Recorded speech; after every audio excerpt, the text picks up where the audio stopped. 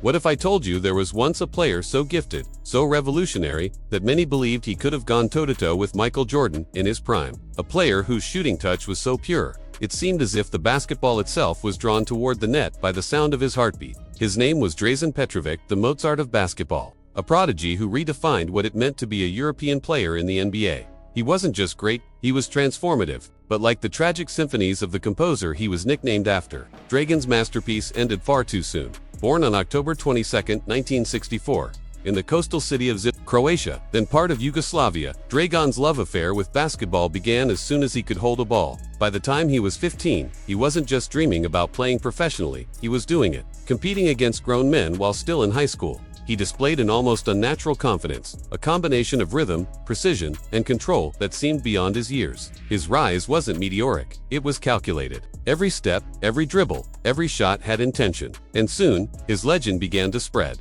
When he joined Sabina Zagreb to play alongside his older brother, the European basketball world quickly learned that this young guard was not like the rest. He didn't just play to win, he played to dominate. In one game, he scored 112 points, a record that sent shockwaves across Europe. In another, he dropped 49 points and 20 assists against Real Madrid, one of the most respected clubs in the world. He led Sabina to back-to-back EuroLeague titles in 1985 and 1986, cementing himself as a superstar long before he ever set foot on an NBA court. It wasn't long before they started calling him the Mozart of basketball, not only for his creativity and grace, but for how effortlessly he turned chaos into art. The NBA noticed. In 1986, the Portland Trail Blazers took a chance and drafted him with the 60th overall pick. But Dražen wasn't ready to leave Europe just yet. He continued to carve his masterpiece overseas, joining Real Madrid and putting up performances that bordered on mythic. He scored 42 points in the Spanish League Finals, a record that still stands. He helped Yugoslavia capture Olympic and World Championships silver medals. But as time passed, something within him shifted. Boredom crept in. He had conquered Europe.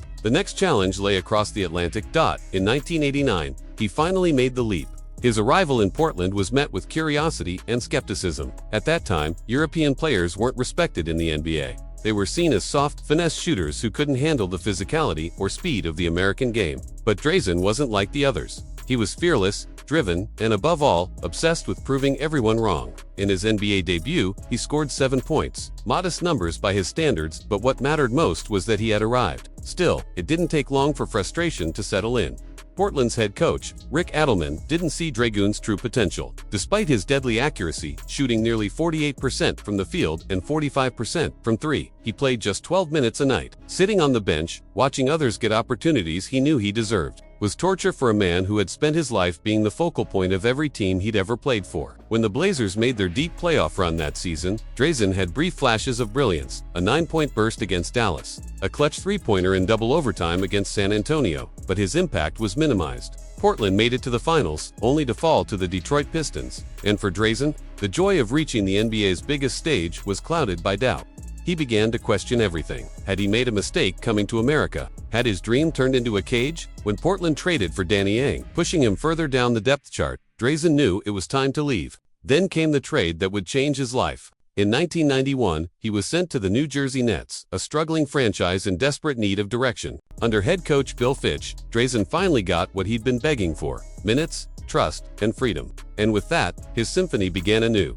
In his first few weeks with the Nets, he started showing glimpses of the player who had once ruled Europe. His confidence returned. His jumper became poetry again. He poured in 27 points one night, 18 the next. And when he finally faced Michael Jordan and the Chicago Bulls, he went right at him. Jordan might have had the final word that night, but Dražen sent a message he belonged. By the next season, he was a starter, and the transformation was complete. The shy European newcomer had become the Nets' beating heart. Dražen played every game like it was personal. Against defenders like Vernon, Mad Max Maxwell, he didn't back down. He lit them up for 33 points. When his team was drowning in losses, he dragged them back into contention. He was relentless, averaging over 20 points per game, shooting over 50% from the field, and doing it all without flash or ego. He didn't care about accolades. He cared about respect. And soon, he began earning it from players, fans, and even his rivals. By 1992, the Mozart of basketball was no longer just a European success story. He was one of the NBA's most efficient and feared scorers. That summer, he led Croatia to the Olympic finals, facing off against the greatest team ever assembled, the 1992 Dream Team.